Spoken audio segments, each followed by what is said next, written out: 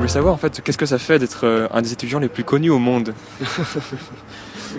C'est paradoxal. Donc, d'une part, ça permet d'être ici aujourd'hui en Suisse. Ça permet de voyager, d'aller rencontrer des militants, des militantes un peu partout. Donc ça, c'est sûr que c'est un privilège. Donc, mais en même temps, ça vient aussi avec des responsabilités et des contraintes. Hein. On est plus observé, on est plus scruté sur ce qu'on fait. Donc c'est à la fois, donc il y a des très bons côtés, puis il y a des plus mauvais côtés, je dirais. Si tu devais résumer toute ton expérience des grèves de 2012, toute ton expérience en un seul mot. Un seul mot. Un seul. En un seul mot, je résumerais en disant, je dirais ensemble. Ensemble, voilà. Parce que la grande leçon que j'ai tirée de 2012, c'est que c'est ensemble qu'on peut changer les choses, c'est ensemble qu'on peut... c'est ensemble qu'on peut faire devenir des rêves réalité. Donc, pour moi, 2012, c'est surtout le grand enseignement de ce mouvement-là. Pour moi, c'est quand on s'organise ensemble, quand on s'organise collectivement, qu'on peut faire bouger les choses. C'est pas en restant seul dans son coin.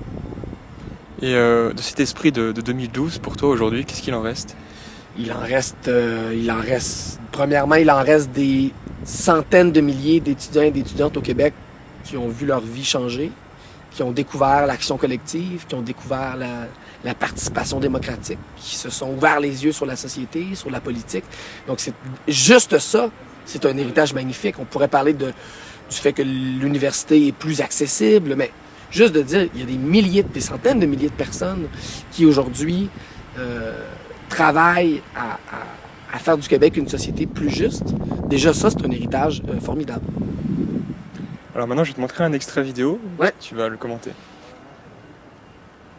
Le salon du plan Nord que nous allons ouvrir aujourd'hui, Ah oui, classique. qui est déjà très populaire, les gens courent de partout pour entrer, est une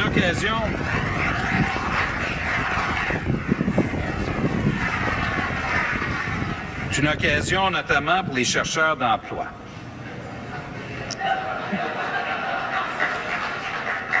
Alors, à ceux qui frappaient à notre porte ce matin, on pourra leur offrir un emploi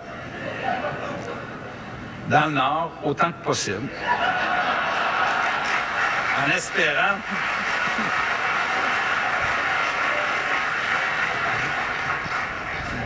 ce qui va tous nous permettre de continuer à travailler fort.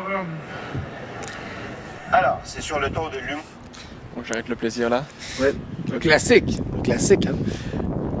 Ce moment-là, ça a été un moment important pour la grève parce que il y avait donc, et sur l'image on le voit bien, il y avait d'un côté donc des scènes absolument troublantes dans les rues de Montréal où il y avait des affrontements entre les jeunes et la police, des scènes qu'on veut pas voir, donc des scènes vraiment troublantes, dérangeantes.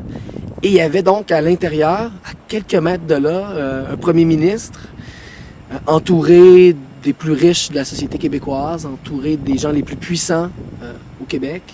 Et la seule chose que le premier ministre trouve à faire, c'est des blagues. Et des blagues pas très drôles. Alors, et là, donc, on voit un homme politique qui, au lieu d'agir en leader, au lieu de prendre la situation en main et d'essayer de régler la crise qui déchire la société québécoise, décide de faire le clown.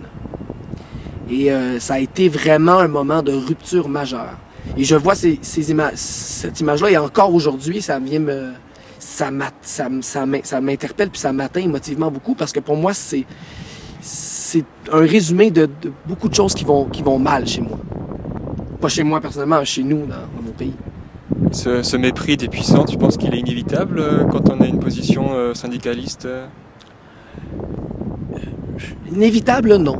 Je pense pas. Je pense que malgré les différents politiques, les différents idéologiques, les dirigeants ont le devoir d'être à l'écoute des gens qui sont directement touchés par leurs décisions.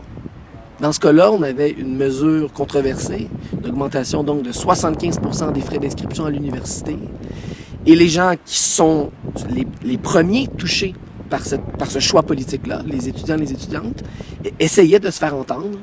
Et il y avait un devoir du gouvernement, notamment du premier ministre, d'être à l'écoute et d'essayer de trouver une solution. Et c'est ce que ce gouvernement-là s'est refusé à faire tout au long de la mobilisation. Donc non, je ne crois pas que c'est inévitable. Je pense que même si on ne s'entend pas avec les gouvernements, il devrait être possible de discuter. Et ce qu'on a vu en 2012 au Québec, c'est un gouvernement qui a refusé ça. Donc jeudi soir, tu as fait une conférence et donc derrière toi, on pouvait voir une banderole où c'était marqué pour une éducation gratuite de qualité.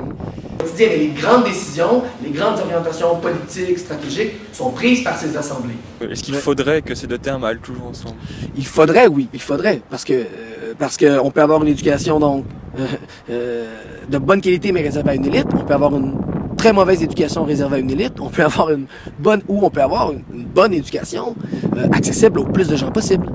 Et moi, c'est le projet auquel je crois. Je crois que c'est un projet dont bénéficieraient pas seulement les étudiants et les étudiantes. Je pense que c'est l'ensemble de la société qui s'enrichit quand on fait ce choix-là, collectif, de permettre un accès large à une éducation de bonne qualité. Et dans la plupart des pays, on a les moyens de faire ce choix-là.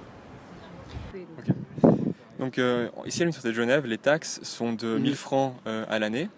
Est-ce que tu penses que c'est pertinent de se mobiliser contre la hausse des taxes ici à Genève? Je pense que les seuls qui peuvent répondre à cette question-là, c'est les étudiants et les étudiantes ici. C'est-à-dire, parce que bon, les systèmes d'éducation, ils sont différents partout. Ils sont construits, financés de manière différente un peu partout. Donc, cette question-là, c'est aux gens ici à y répondre. Est-ce qu'il y a un problème d'accessibilité aux études?